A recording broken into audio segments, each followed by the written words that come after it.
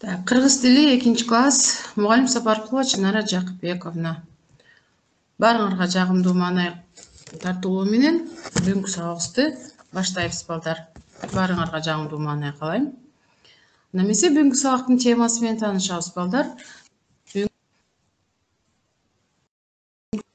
сабактын темасы заттын саны сөздөр.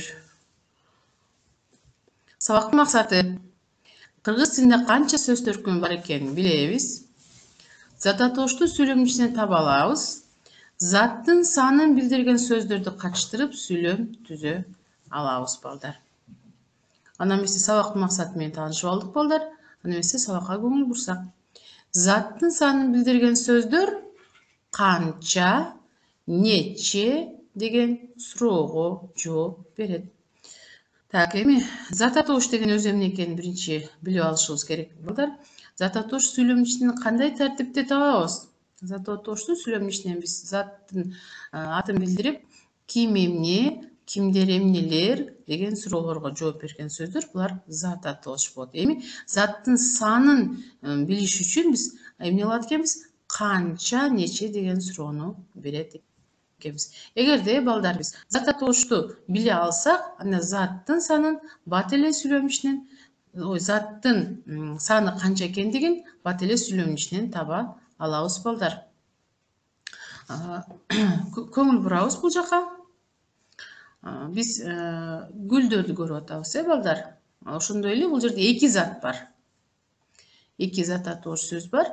Биринчисинде эмне коён, экинчиси эмнелер гүлдөр. Биз заттын санын билиш үчүн биринчи кезекте сөзсүз түрдө заттын өзүн таап алышыбыз керек. Биз таптык балдар, эмне коён, эмнелер гүлдөр. Эми карагыла, канча гүл, эмне гүл, канча гүл? 1, 2, 3, 4, 5, 6, 7. Канча гүл экен балдар? 7 гүл экен. Канча коён экен бул жерде? Коён канча экен? 1. Бул дагы заттын санын көрсөтүп жатат. Эми сүйлөмгө көңүл бурга. Кийинки сүйлөмдөрдө өзүңөр иштегенге аракет кыласыздар. Мен силерге азыр дайын сүйлөмдү бердим. Мен дүкөндөн 7 даана жол казын гүлүн сатып алдым. Карагыла. 7. Канча? 7. Канча гүл? 7 гүл. Заттын санын табып алдык. Зат бул гүлдөр, гүлдөр канча экен? 7 экен. Ошондо сүйлөмдү дагы сөз түрдө сүйлөмдө зат атооч сөз болуш керек экен, санын көрсөтүш үчүн. Мен дүкөндөн 7 даана жол казын гүлүн сатып алдым. Азаматсыңар балдар.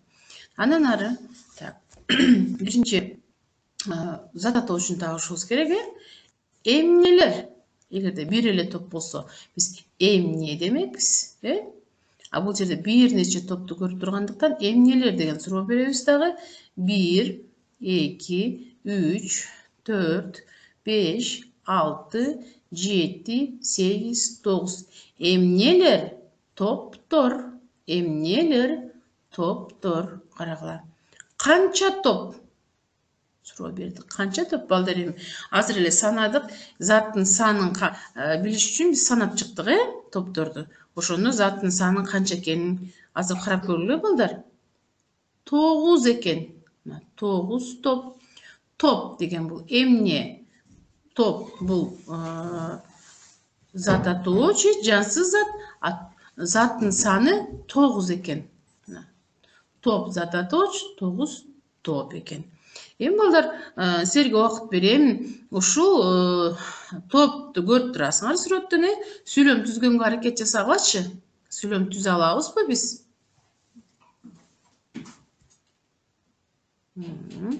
Атам мага 9 топ алып келди. Азаматсыңар. Атам мага 9 топ алып келди. Азаматсыңар балдар. Эгерде кимде ким өз алдынча будан башка да сүйлөм түзсө, эң жакшы анда. Бул жерден карайбыз. Жемишти көрүп атабыз, жемиштин алма түрүн көрдүк. 1, 2, 3, 4. Эмнелер? Алмалар зат атооч. Kança alma? 1, 2, 3, 4 alma balдар. Okey. 1, 2, 3, 4 almanı görüp turabız biz bu yerden. Kana süйлöm түзгөнгө аракет жасайык. Мен силерге убакыт беремин. 4 алма. Мына зататочтун да таптык, зататочтун санын да билдик. Канча зататоч бар экен бул жерде. Эми сүйлөмгө көңүл бургула балдар. Мен бүгүн 4 алма жедим. Карагыла. 4 алма. 4 алма деп турат. Азаматсыңар балдар. Так, бул жерде аябаганда көп сүрөт балдар. Азыр кайсы мезгил билесиңерби? Азыр кыш мезгили, балдар. Кыш мезгилинде биз ар кандай оюндун түрлөрүн көрсөттүк. Бул жерде эмне кылышыбыз керек? Зататош сөздөрдү табышыбыз керек. Зататоштор аябагандай көп бул жерде. Карагыла, биринчи эле жандуу заттар. 1 кимдер? Балдар. Карагыла канча экен? 1, 2, 3, 4, 5, 6, 7, 8. Кимдер? Балдар. Заттын саны канча экен? 8 экен. Бул эмне? Күн. Күн канча? 1. Карагыла. Кар киши канча экен бул жерде? Эмне? Кар киши. 1, 2, 3. 3 кар киши. Эмнелер? Тамдар. Булардын баары зататош заттын санын дагы биле алдык балдар. Буну карап туруп өзүңөр дагы сүйлөм түзсөңөр болот. Эми карагыла, оюбуз да боюбуз да тез өссүн деген. Силерге чакан текст берилди Байчечеке журналынан. Оюбуз, ана боюбуз эмне үчүн тез өссүн деп атабыз. Ошого көңүл бурабыз. Көптү билип, көптү үйрөнүш үчүн албетте ар нерсеге дилгер, байкагыч болуш керек. Буга силер окуган китептер, журналдар көп жардам берет. Эстеп көңүлгө тутуп калууга аракеттенүү зарыл. Ал эми адам жалаң гана жан дүйнөсүн эмес, ден соолугун чың, дене боюнун чымыр болушун унутпоого тийиш. Аны бала чактан баштоо керек. Эрте туруп, музда сууга жуунуп, дене кыймылдарын жасоо милдет. Ошондо гана жан дүйнөбүзгө шайкеш сак саламаттуу адам боло алабыз. Оюбуз менен боюбуз тез өсөт. Кандай сонун? Карагыла балдар. Оюбуз, боюбуз тез өсүш үчүн, акылдуу болуш үчүн биз сөзсүз түрдө эмне кылышы, ден соолукта болуш үчүн эмне керектүү көнүгүүлөрдү жасап турушубуз керек. Бул силерге жөн гана чакан маалымат болду балдар. Оюбуз, боюбуз тез өсүш үчүн биз сөзсүз түрдө китепти көп окушубуз керек жана дене көнүгүүлөрүн, дене кыймылдарын жасашыбыз керек экен. Эми күн тартиби дейт. Биринчи, туруп дене кыймылдарын жасоо саат 7:00. Зататоштун эмеси кетип атат, Жуунуу саат 7:15. Эртеменки тамак саат 7:30. Мектепке баруу саат 7:45. Үйгө келип тамактануу саат 12:00. Үйдү жыйноо саат 1:13:00. Сабакка даярдануу саат 15:00. Сыналгы көрүү, эс алуу саат 18:00. Кечки тамактануу саат 20:00. Уктоо саат 21:00. Бул жерде сөзсүз түрдө саат деген баары зататоче. Ана бул жерде мына бүт нерсенин эмнесин, убактысын көрсөтүп берип жатат балдар. Суроолорго жооп берип буну мен көп эле билишиң керек буну балдар. 3-класста, 2-класста билип алганыңар аябагандай сонун. 1 минутада канча секунд бар? 1 саатта канча минута бар? 1 күндө канча саат бар? 1 жумада канча күн бар? 1 айда канча жума бар? 1 мезгилде канча ай болот? 1 айда канча күн болот? 1 жылда канча ай бар? 1 жылда канча күн бар? 1 кылымга канча, 1 кылым канча жылга тетет? Кана көңүл бурабыз. 1 минутада 60 секунд бар, заттын мынакей санын көрсөтөт. 1 саатта 60 минут бар. Bir günde 24 saat var. Bir cumada 7 gün var. Bir ayda 4 cuma var. Bir mezgilde 3 ay bolot. Bir ayda 30 gün bolot. Bir yılda 12 ay var. Bir yılda 365 gün var. Bir kılım 100 yılga tetedi. Bunun bardığın emне менен кылдык? Zatты кантип кандай кылып көрсөткөндүгү жөнүндө айтылды балдар. Эсиңерге түбүп алууга бул силерге аябагандай эле керек маалымат. Кааласаңар иш дептерге жазып алсаңар да болот балдар. Эми силерге биз азыр жомоктор дүйнөсүнө барабыз балдар. Жомокту жөн гана угуп койбостон, ушул жомоктун да бизге кандай пайдасы бар экендигин эмне билишибиз керек. Бул жерде 40 калп жомок дейт. Карагыла. Жомок деген бул зат атоочу, эмне жомок, эмне калп. 40 деген бул мынакей эмненин зат атоочунун санын көрсөтүп турат балдар. Азыр көңүл буруп укканга аракет жасагыла балдар. 40 калп жомок. Илгеринин илгери заманында Тилехан залим хан болгон экен. Ал бир күнү отуруп өзүнчө жинденип, хан ичеи, хан ичмеyi кармаптыр да мындай өкүм жарыялаптыр. Ким 40 калп айтып берсе, мен ошого кызымды берип, аны күйөө бала кылып алам. Эгерим 40 калп айтып бере албай, менин алдыма келгендерди дарга асып өлтүрөм деп бозо менен аракты аралаштырып ичкен хан көпүлдөттүрүп вазирлерине. Ошону менен көптөгөн кишилер хандын алдына келип, калп айтып берип, кызын алам деп айтып бере албай өлө бериптир. Хандын дарына асылып, анын тамашасын хан кумарын кандырып жатат экен күнүгө. Bir күнү bir жетим бала, мен Тилеханга 40 калп айтып бере алам деп келип калат.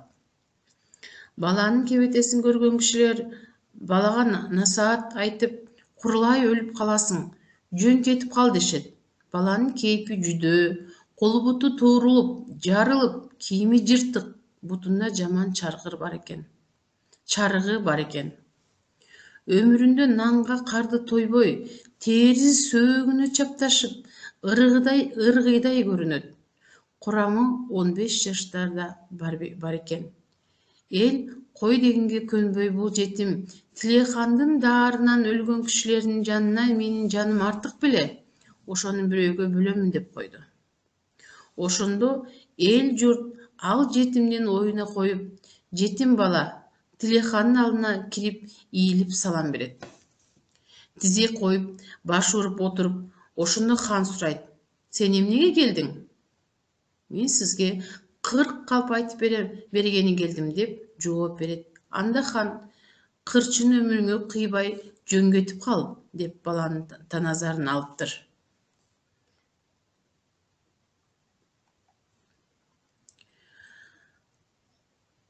Жылкы багып таназарына алыптыр. Сен эмне, кырчы өмүрүңө кыйбай жөн кетип кал деп баланын таназарын алыптыр.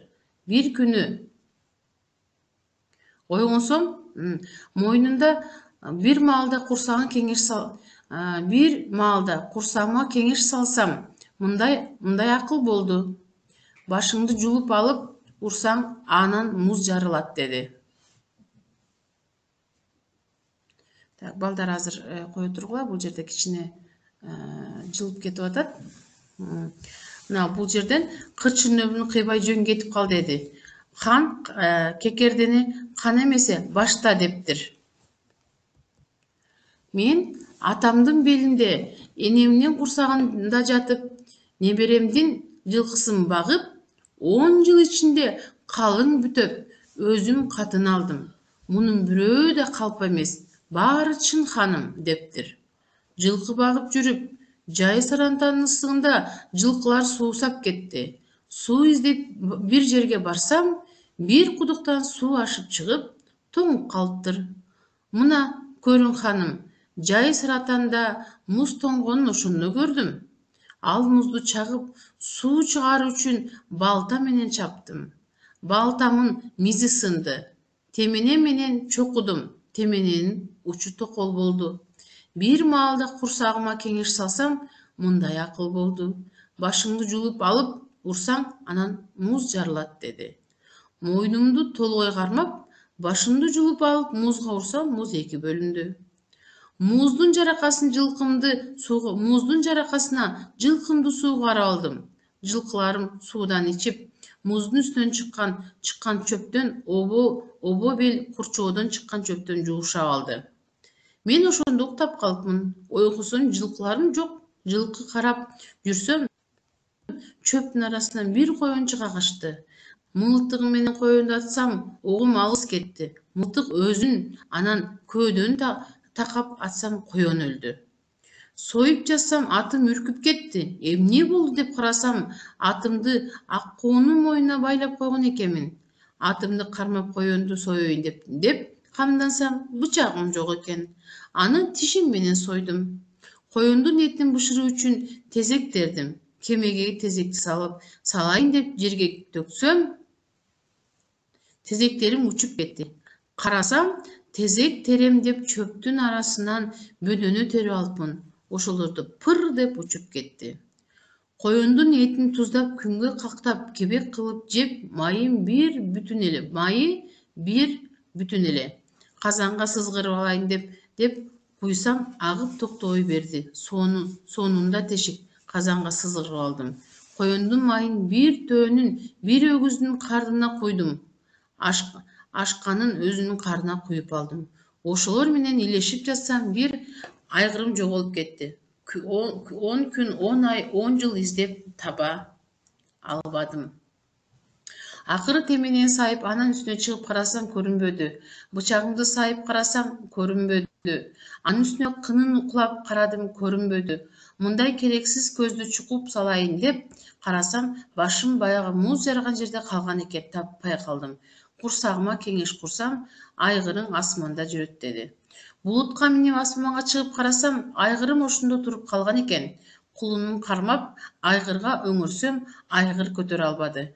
Кулунду минип, айгырды өңөрүп, бычагыма калак кынымды кайык кылып жерге түштүм. Чаалгып чарчап калган жаным уктап калыптыр. Бир маалда уйгонуп, жылкыма тойдуруп келип, баягы койдун майынан бир жутуп алдым да, калган майын өтүгүмдү майладым. Оң жак өтүгүм жетип, сол жак өтүгүмө жетпей калды. Уктап калыпмын. Бир маалда дүбүрт чыгып калды. Ойгонуп кетип карасам, эки өтүгүм мушташып жатат экен.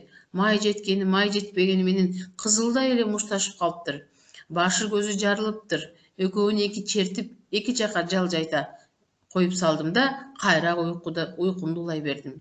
Эртеси саар менен турсам, май жетпеген өтүгүм качып кеткен экен. Эки бутумду бир өтүккө кийип алып, аны 5 күн, 5 ай, 5 жыл издедим. Ал арада аялым өлүп, атым чалгып өлдү, өзүм жок калдым. Жөө баратып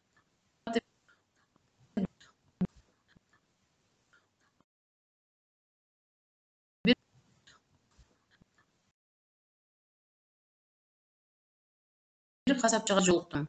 Ал касап бир өгүздүн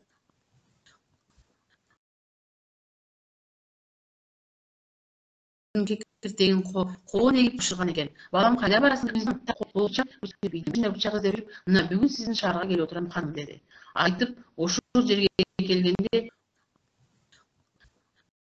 Тилекхан кайра суроо салып, сен айткан ачыл бекен же кыска бекен деп сурайт.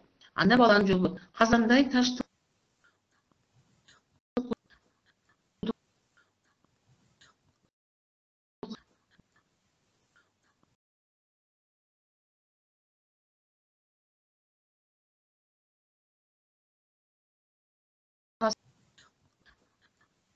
салсам, бир күн кечке дейли.